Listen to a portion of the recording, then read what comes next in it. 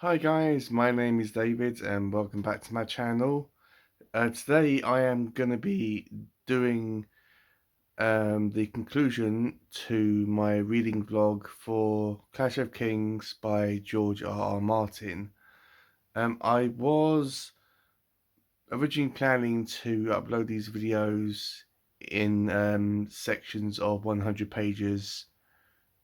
Every time I finished 100 pages I would upload a vlog talking about my experience with the book so far in that section. Apologies that I have not done that for the last maybe 400 pages or so. Um, I recently, not really, I mean, without getting too much into it, I had to look for work very urgently, and I found work. I'm back in the world of the living, or you're in the you're employed, so that is all done. But I wanted to focus the majority of my time doing that, and I just didn't want to make videos because I thought that that would be kind of a distraction. But I was still reading the book, I was still enjoying it. It was the only thing I was reading while I was job hunting. So I'm just going to be telling you my overall impressions on how the book ended. I will try and make it as spoiler free as I can, but something happened to one of the characters and I have to say it how it is. So the book concludes with Stannis kind of going to war with King Joffrey and to try to reclaim the Iron Throne for himself. There's massive battles at the ends, and it doesn't end well for Stannis. It does. I'm pretty sure it doesn't specify exactly in black and white what happened to him, whether he was killed or whether he was defeated and he fled.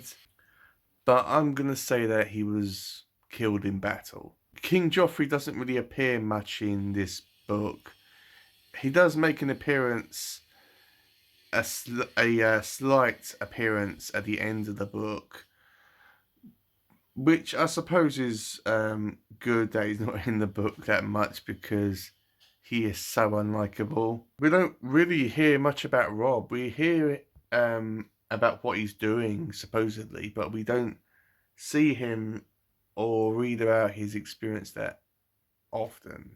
Jon is on the other side of the wall, and after I think they were attacked by some wildlings, who, if you didn't know, they are pretty much like normal people, but they are living on the other side of the wall, which is a very harsh, cruel, and violent place, and it's made them all hard and and made them kind of a bunch of wild animals.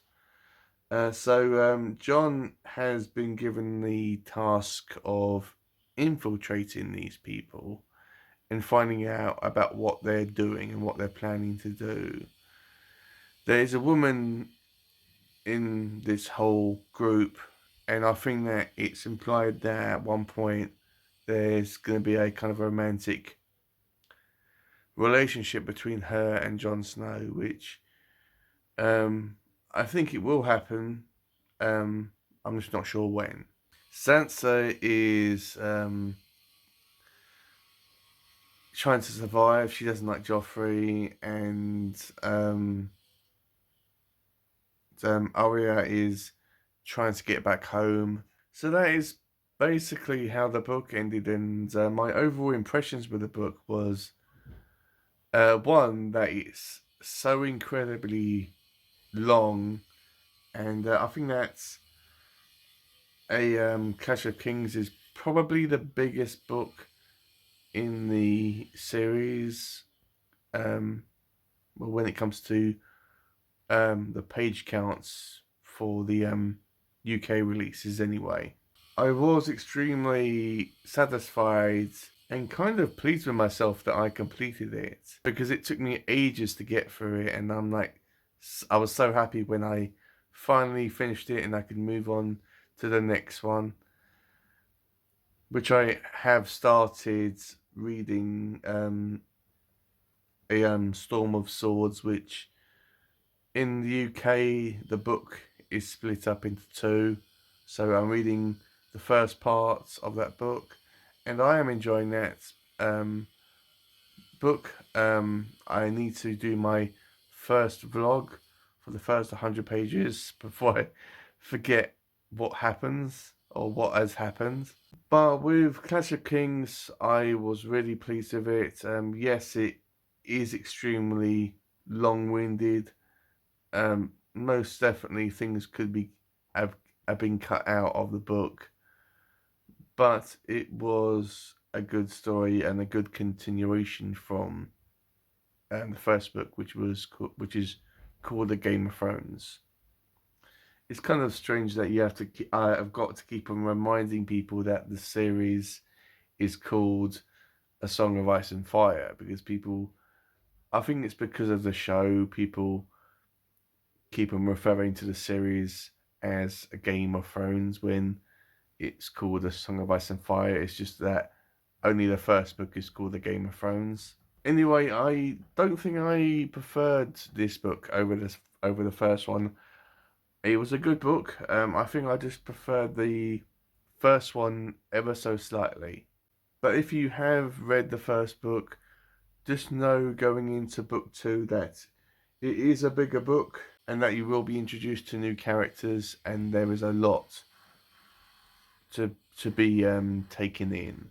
So take it slow, enjoy it, and you may enjoy it better than the first book, but it's a good continuation from book one. So yeah, that's my end of this vlog for A Clash of Kings.